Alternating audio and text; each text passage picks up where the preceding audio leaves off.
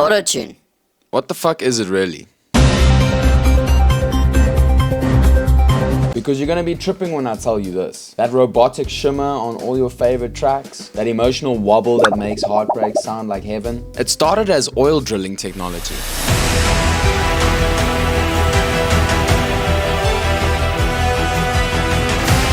That's right, strap the fuck in, we're back, son. Oil, singing.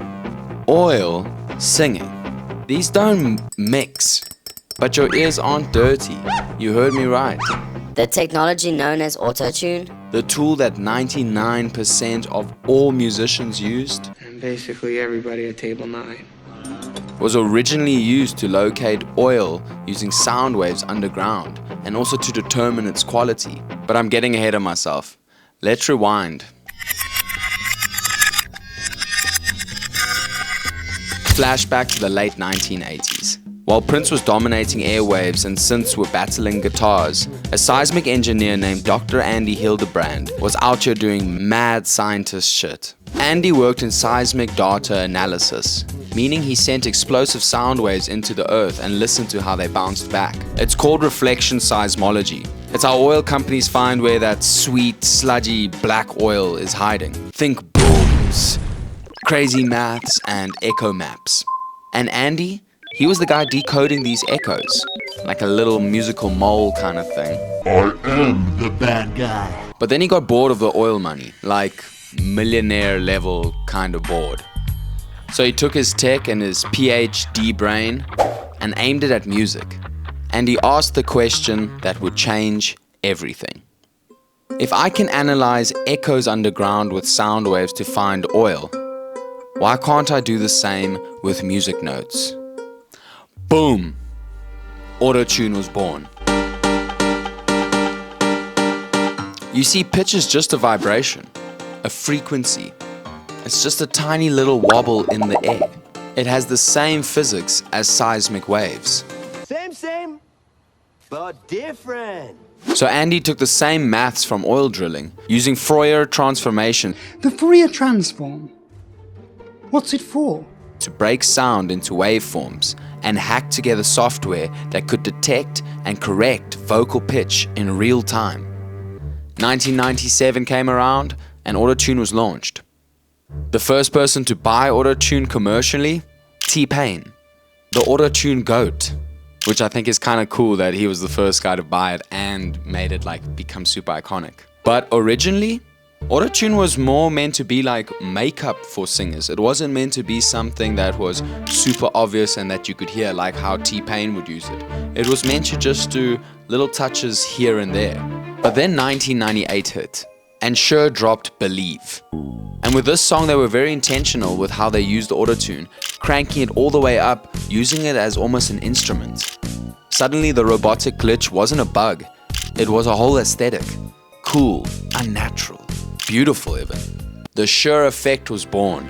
Musicians were split, the industry was divided. But we could all agree that something was changing in the music industry that was going to change it forever. Some said it was the death of music. Others said it was the future. Fast forward a little bit and T-Pain turned Auto-tune into his entire aesthetic. Kanye put it in his soul. Daft Punk made robots cry with it. Bon Iver turned it into indie church music. Travis Scott made it psychedelic. Future made it numb. Frank Ocean, Grims, Charlie XCX, Playboi Carti, The Weeknd all use this tool for transformation.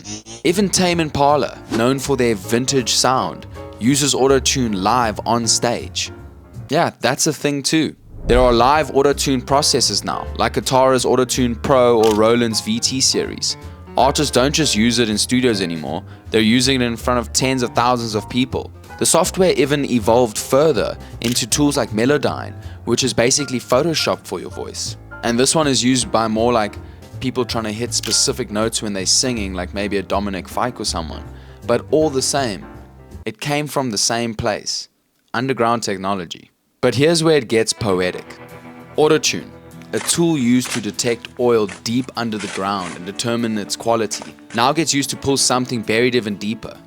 Emotions, vulnerability, dreams, passions, longing, ego. Autotune doesn't just fix bad notes, it transforms brokenness into something beautiful. It makes sadness sound like a spaceship. It makes pain sound divine.